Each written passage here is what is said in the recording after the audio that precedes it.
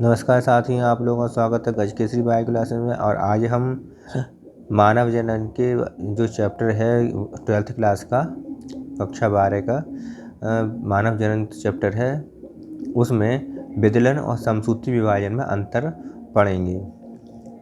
विदलन जो था उसे इंग्लिश में क्लीवेज कहते हैं और समसूत्री विभाजन को इंग्लिश में माइटोटिक डिवीजन कहते हैं। विदलन में कोशिकाओं का आकार छोटा, पहला जो अंतर है वह है विदलन में कोशिकाओं का आकार छोटा होता चला जाता है। तो ये विदलन या क्लीवेज जो होता है, इसमें जब कोशिका विभाजन होता है, इसके पार्ट्स होने शुरू होते हैं या विदलन के क्लीवेज होना शुरू होता है, तो ये इसका आकार जो है वो धीरे धीरे छोटा होता चला जाता है। समसूत्री विभाजन में इससे बनने वाली कोशिकाओं का आकार छोटा नहीं होता है, मतलब अर्थात इनका जो आकार है वो जैसा है वो वैसा ही बना रहता है, यह छोटा नहीं होता है।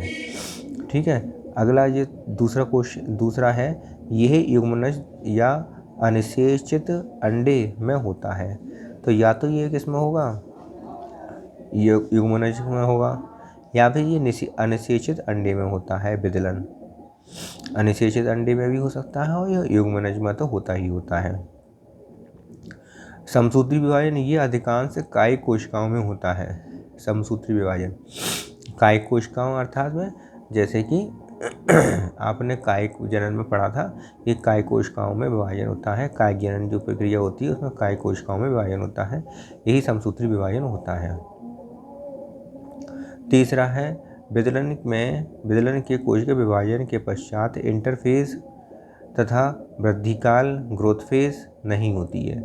तो विदलन जब होता है उसमें कोशिका विभाजन जब होता है तो उसमें ना तो इंटरफेज होता है और ना ही वृद्धिकाल होता है। सही है, इंटरफेज कहते हैं एक कोशिका विभाजन के बाद दूसरी कोशिका विभाजन के मध्य का जो समय होता है, इंटरफेज होता है। वृद्धिकाल वो होती है जब कोशिका विभाजन होने की जब ग्रोथ फेज में होती है, मतलब वृद्धि फेज जब विभाजन हो जाता है उसके बाद जब कोशिका धीरे धीरे अपना साइज में वृद्धि करती है तो उसे कहते हैं वृद्धिकाल।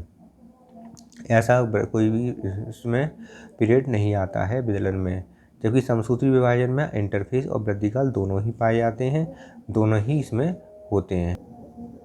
चौथा है, विदलन में डीऑक्सीराइबोन्यूक्लिक अम्ल DNA शीघ्रता से बनता है।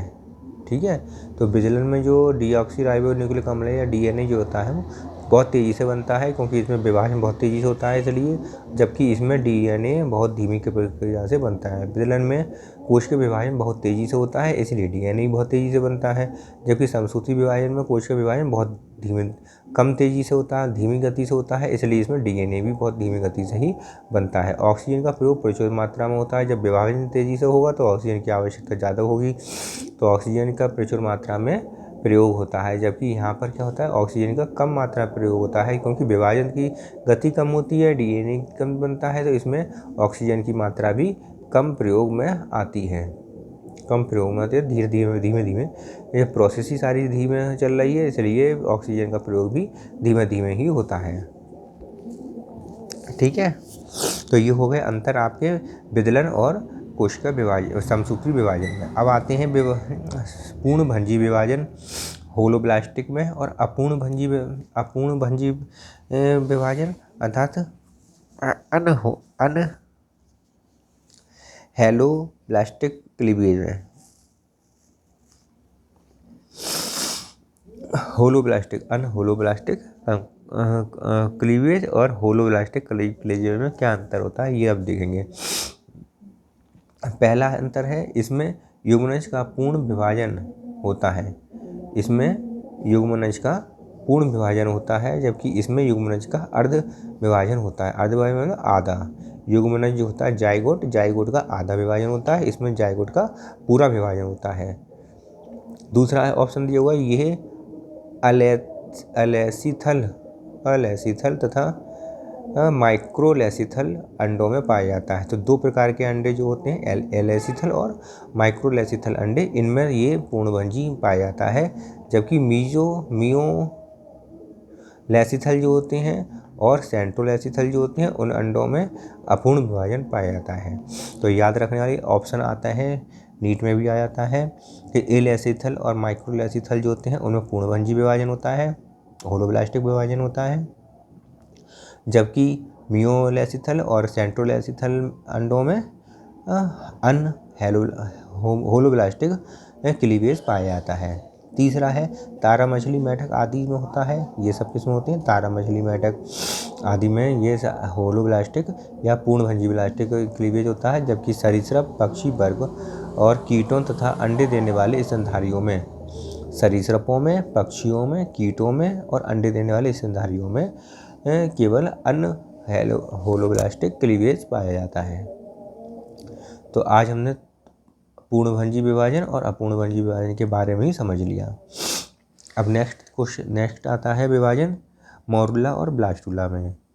मोरुला क्या होती है? ये एक गेंदनुमा संरचना है। कैसी संरचना है? गेंदनुमा संरचना है, जबकि यह एक खोखली और केंद्रक में ब्लास्टोसील नामक गुहा युक्त संरचना है। तो ठीक है, तो ब्लास्टुला कैसी संरचना है? जो एक खोखली संरचना है और इसके केंद्र में एक कैविटी होती है, एक सील गुहा होती है। उस गुहा को हम कहते हैं ब्लास्टोसील गुहा कहते हैं, और ब्लास्टोसील जो गुहा होती है वो ब्लास्टुला के अंदर होती है। पेपर में बहुत ज़्यादा पूछा जाता है कि ब्लास्टुला गुहा किस में पाई जाती है? तो ब्लास्टुला गुहा ब्लास्टुला में पाई जाती है, जो केंद्रक में पाई जाती है। ये और यही पूछा था, ये ठोस होती है। मोरुला कैसी संरचना है? ठोस संरचना है और गेंदनुमा संरचना होती है। मोरुला में यह दो प्रकार की कोशिकाओं की बनी होती है। मोरुला जो होती है दो प्रकार की कोशिकाओं से बनी होती है। कौन कौन सी? बाह्य माइक्रोमियर्स और भीतरी माइक्रोमियर्स। ठीक है, तो एक बाहर की माइक्रोमियर्स होती है जिसे बाह्य माइक्रोमियर्स कहते हैं, एक भीतर की माइक्रोमियर्स होती है जिन्हें भीतरी माइक्रोमियर्स कहते हैं। जबकि ब्लास्टुला जो होती है ये बाह्य पोषक स्तर ट्रोफोब्लास्ट तथा कोशिकाओं की भीतरी संहति भ्रूणीय घुंडी की बनी होती है। ठीक है, तो ये किसकी बनी होती है? बाहर की तरफ से तो बाह्य पोषक स्तर की बनी होती है, अर्थात ट्रोफोब्लास्ट की बनी होती है, और भीतर की तरफ होती है भीतरी संतति या भ्रूणीय घुंडी होती है, उसकी बनी होती है। तो ये मोरुला और ब्लास्टुला में अंतर आज हमने समझ लिए।